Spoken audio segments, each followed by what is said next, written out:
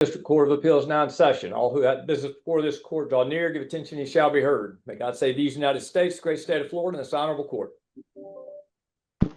Welcome, everyone, to this afternoon oral argument in case number 24-1055, El Anton Rabalco versus John Gillis, Head Industries, and Amerisure Insurance.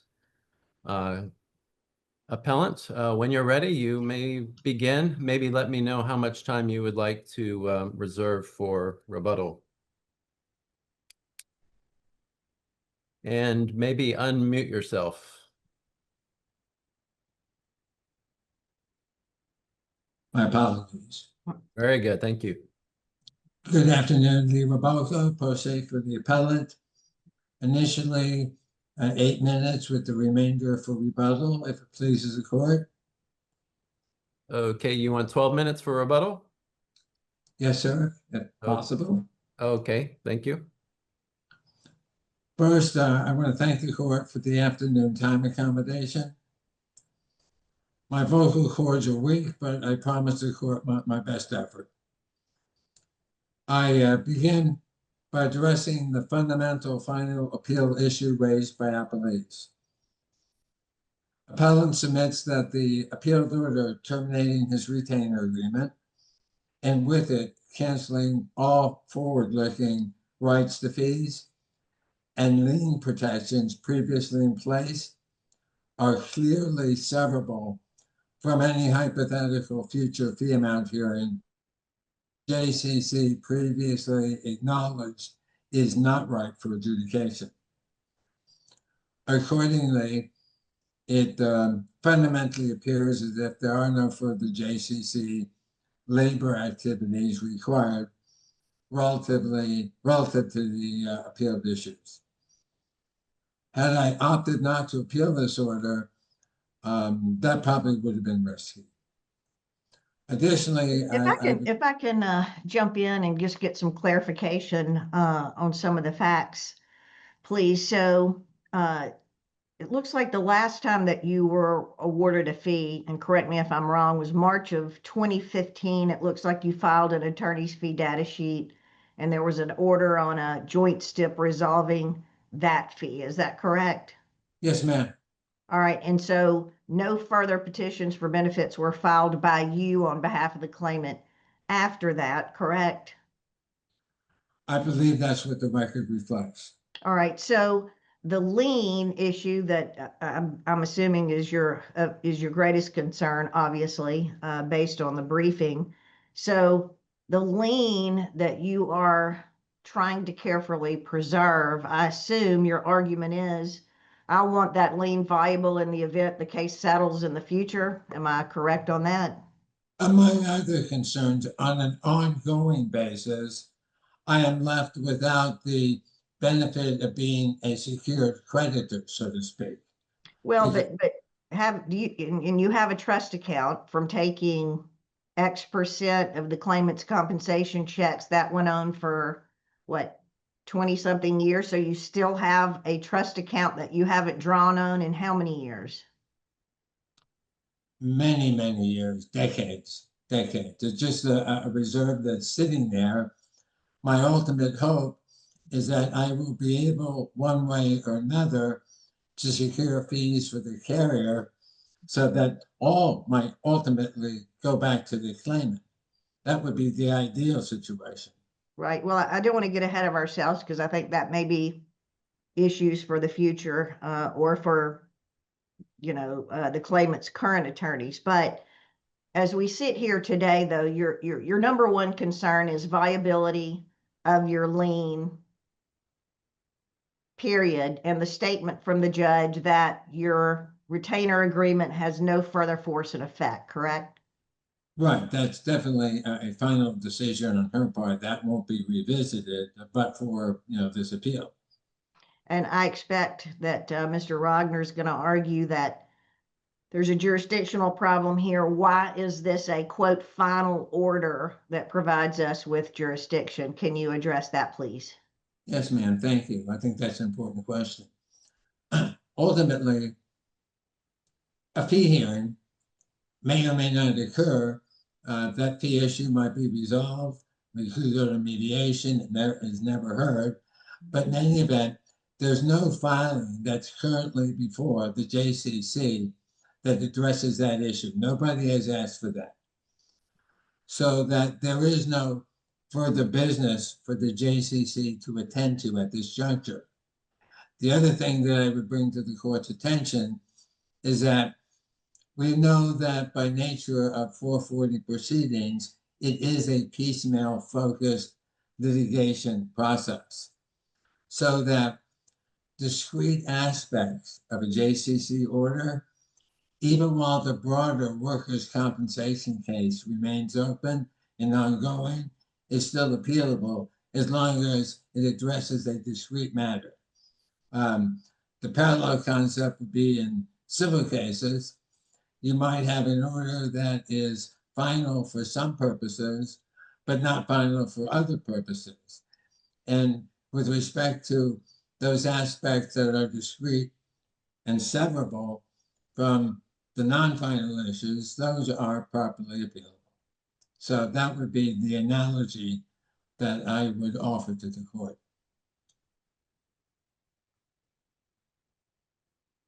There's also the aspect of irreparable harm factor, because as the indemnity payments continue to be paid out without having in place any vested lien protections that appellant contends are part of his contract and part of a 1993 fee order that is integrated together as an integrated document with that fee order, is now being vitiated by a subsequent JCC who has no jurisdiction to impact that prior order.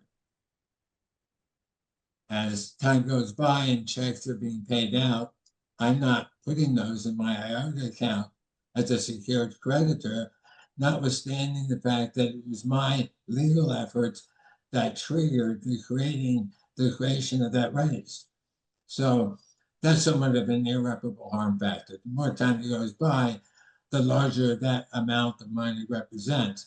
If the claimant has a life expectancy of 20 years, they could add up to a substantial sum.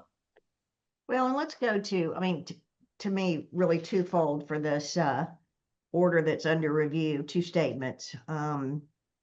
One, that your retainer agreement no longer has force and effect.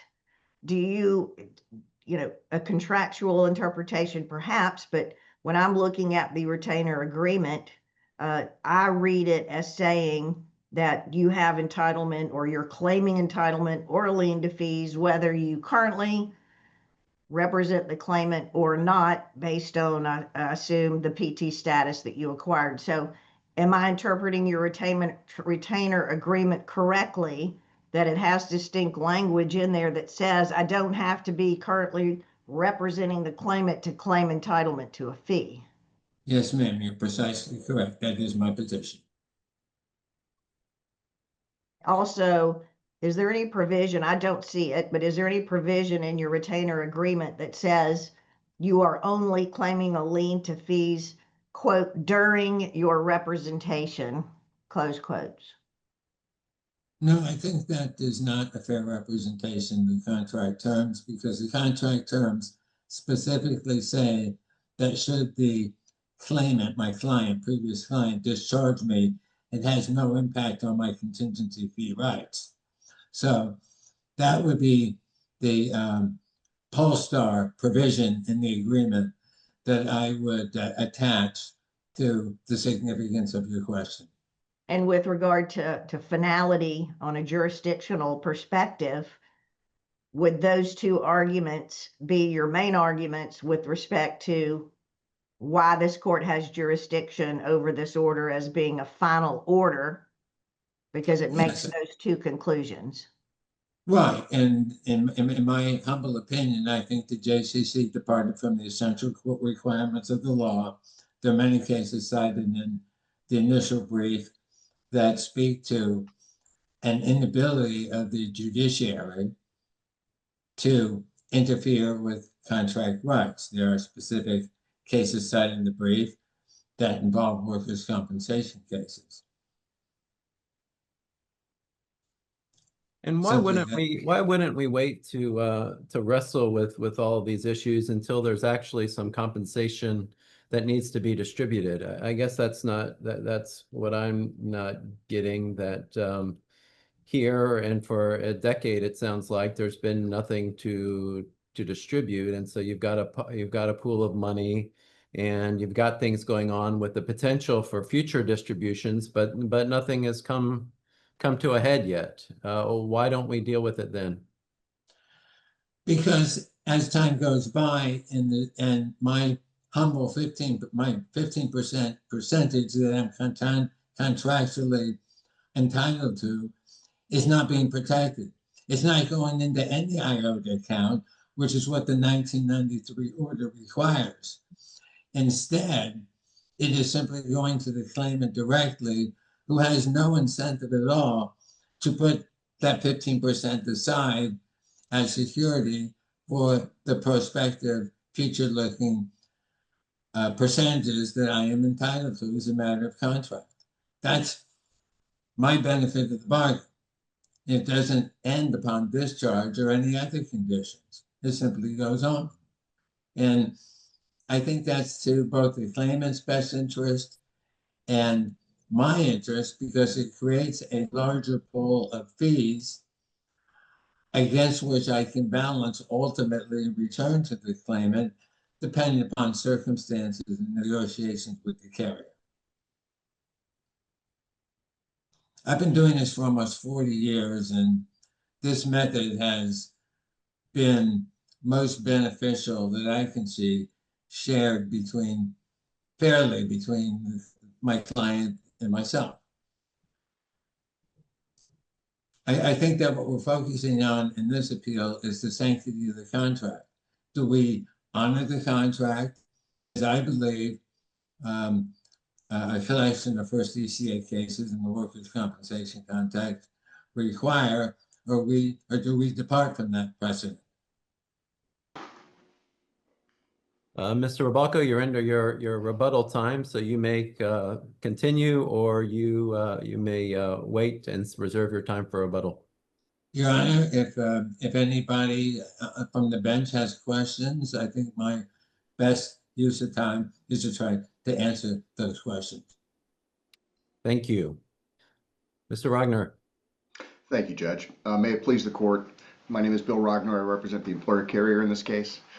And stated briefly, Your Honors, this case at its core is a fee dispute. And we believe the order is non-final. The court lacks jurisdiction to review it because it does not end judicial labor over the fee issue, which is the sole basis of the dispute. The order expressly reserves jurisdiction over Mr. Rebalco's fees, including fees related to sums that he's been collecting for 3 decades. If I could, Mr. Rogner, if I could just Sure.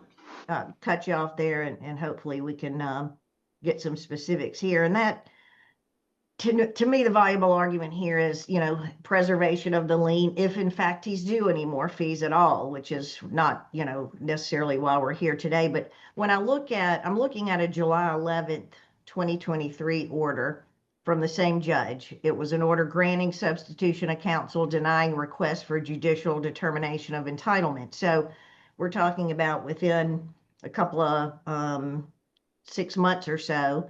And in this July order, Judge Forte reserves the lien, and it uses the language, retains a lien fee for attorney's fees and costs. Determination as to entitlement is not ripe for review. Yet the order that's been appealed today uses much more specific language. It actually says the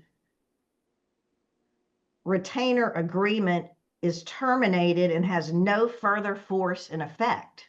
That's terminating the contract, and that's that's far and beyond saying I acknowledge a lien. And for the lien purposes here, the judge further says the lien for attorney's fees and costs during his representation.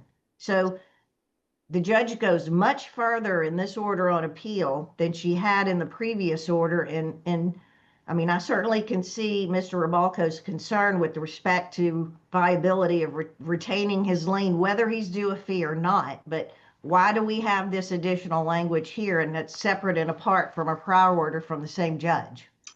Well, I can't speak for the judge, and I didn't draft the order, and I don't know why the judge chose that specific Well, language. speculate for me. You know what question I'm asking you. Well, what I see is in the aggregate, or stated simply, she has preserved the fee lien in both orders. The language is different. But, all right, so the claimant, any client has the absolute right to terminate a lawyer. And I think what she's saying is you're not the lawyer anymore. You're not his lawyer anymore. You've been terminated by your client. I can understand that, but going so far as to say your fee retainer agreement no longer has force and effect. Well, again, I can't step into the mind of the judge, but the way I read that Well, was, isn't that a reason to remand and get some clarification, perhaps? well, I was thinking about this, Judge Thomas, before this argument. This is a very unusual situation for me because, normally I've got, Mr. Weiner or somebody on the other side that's representing the injured worker. And I've got a fee motion pending.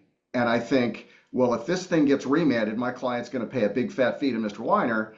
That's not what I want to happen. In this case, if the court wanted additional findings or clarification, I don't have any problem with that at all. Because, the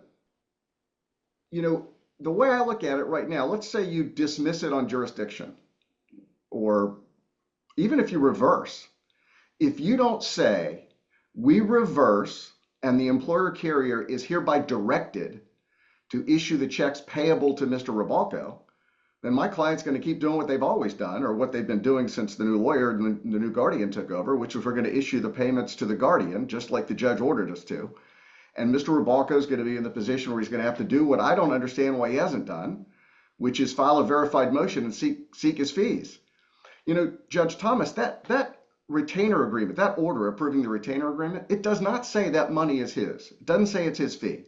And I'm not arguing with you there. And I'm sorry, I don't have, also, with respect to how the checks are going to be made payable, I don't think there's merit to the argument for Mr. Rebalco that his name has to remain on the checks. No, I have no problem with that. My issue and my questions to both of you, at least from my perspective, is I think there's merit to his argument that I just want to make sure that my lien is viable, that it's not being extinguished, because obviously you're not the attorney who's going to argue against splitting a fee with him. It's a third party not present with us today. Right. And I think, Judge Thomas, that goes back to Judge Osterhaus's statement, which addresses finality. I look at it as Mr. Rebalco has not been harmed yet. He's not been harmed until the judge says, till the lower tribunal says, because I found your retainer agreement is in no force and effect, I'm going to make this happen to you, or you're not going to get paid, or you're not going to collect this money. When the judge does that, we take it from a hypothetical injury into a concrete injury, which is why it goes back to my central point, which is this is not a final order. The judge has said, look, you've got your lien, come back and pursue your lien, and you can either get paid or not get paid. And then if he suffers harm, then we reach the point where we're getting to finality, where the judicial labor is ending over the core dispute, which addresses nothing other than Mr. Rebalco's fees. So right now you are articulating, and I don't think you're wrong, Judge, you are articulating. Thank you.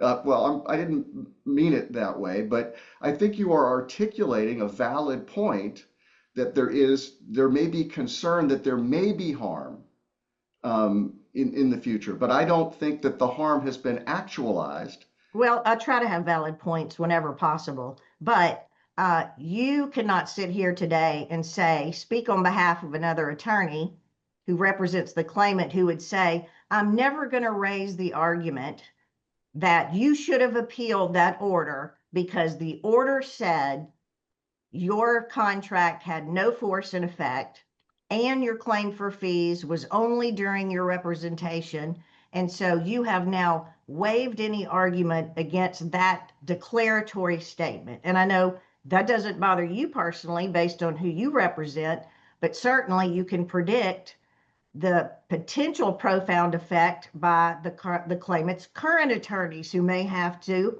apportion fees with Mr. Rebalco. So, you know, I dare say that those statements by the judge, there's finality in those statements. There's ramifications in those statements. I mean, are you disputing that? No, your point is well taken, Judge.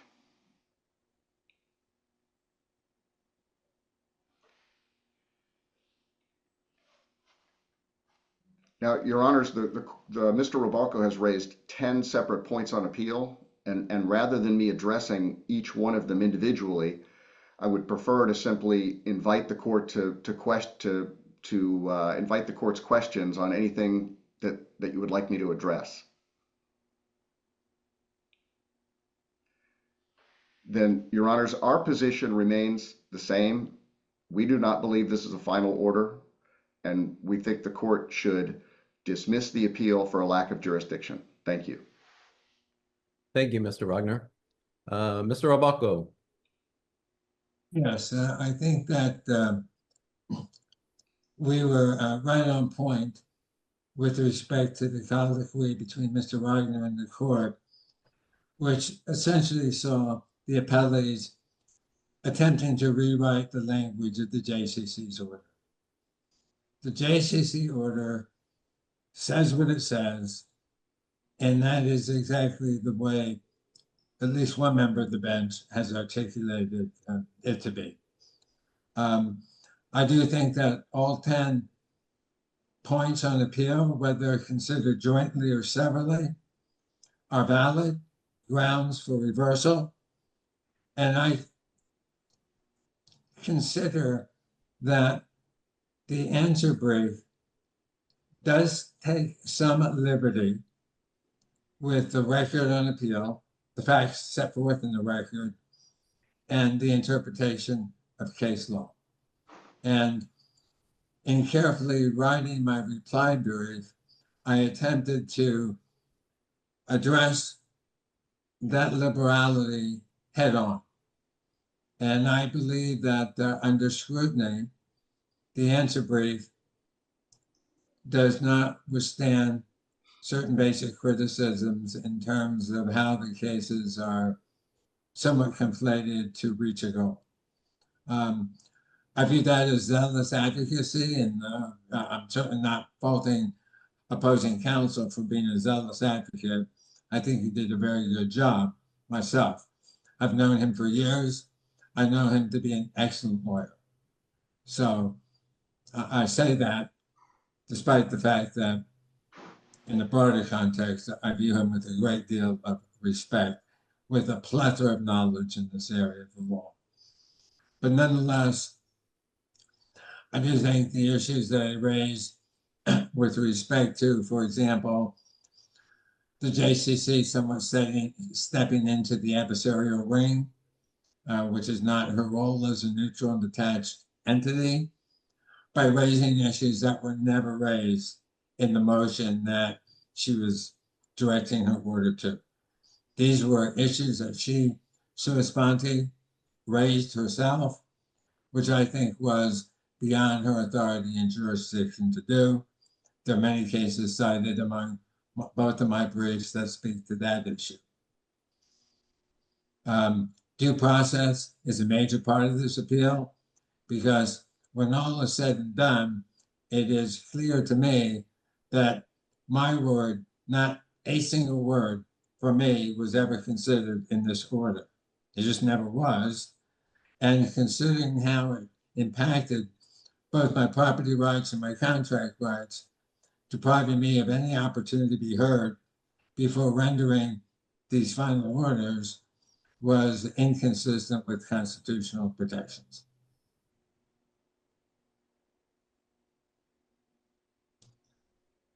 These are the reasons. Go ahead, Mr. Rebalco. these are the reasons that I offer as legitimate grounds for reversal. Thank you. Thank you very much, and thank both of you for your arguments. That concludes our session for today. We are adjourned.